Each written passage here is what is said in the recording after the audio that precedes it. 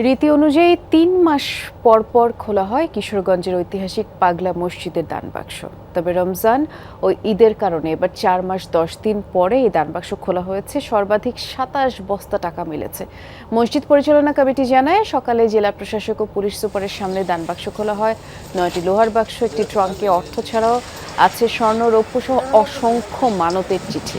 Ceylon family ব্লেন্ডের কড়ালিকার আর সতেজ সাদের perfect ব্লেন্ডে স্বপ্নেরা মেলুক টানা। গণনায় অংশ নিয়েছে প্রায় ২০০ জনের একটি দল। তাদের মধ্যে রয়েছে মাদ্রাসার ১২০ জন শিক্ষক শিক্ষার্থী, ব্যাংকের ৭০ জন স্টাফ, মসজিদ কমিটি এবং আইন শৃঙ্খলা বাহিনীর সদস্যরা। এসব অর্থ জেলার বিভিন্ন মসজিদ, এতিমখানা, বিভিন্ন সমাজ কল্যাণ কাজে ব্যয় করা হয় বলে মসজিদ কমিটি জানিয়েছে।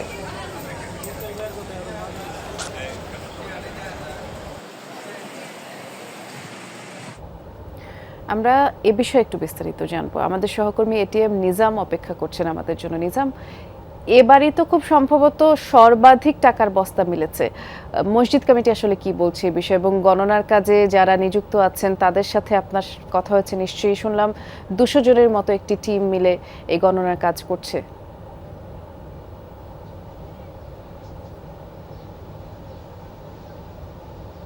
বৃষ্টি আসলে এবার ৪ মাস ১০ দিন পর দান বাক্সগুলো খোলা হয়েছে।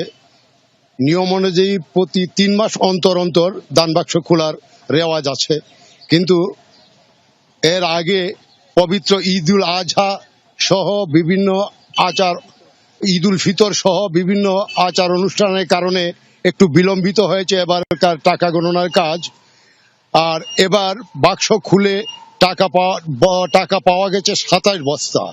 এর সঙ্গে মিলেছে বিদেশি মুদ্রা এবং প্রচুর স্বর্ণ এবং রৌপ্যালঙ্কার। একই সঙ্গে মিলেছে অসংখ্য চিঠি, যারা ওই চিঠিতে তাদের জমি সংক্রান্ত সমস্যা, দাম্পত্য কলহ, প্রেম বিরহের বিষয় এবং ওই চাওয়ার ভালো মানুষ পাওয়ার বিষয়টি কে তুলে ধরেছেন। আরো হরেক রকম চিঠি এখানে পাওয়া গেছে।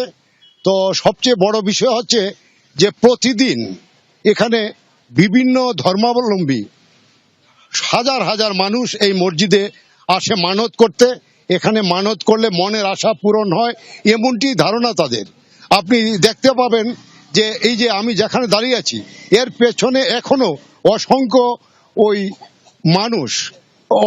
মানুষ এখানে এই আসছেন বিভিন্ন মানত নিয়ে, এবং তাদের মনের আশা পূর্ণ হবে বলেই তাদের বিশ্বাস। এখানে হিন্দু ধর্মাবলম্বী লোকজনও রয়েছে।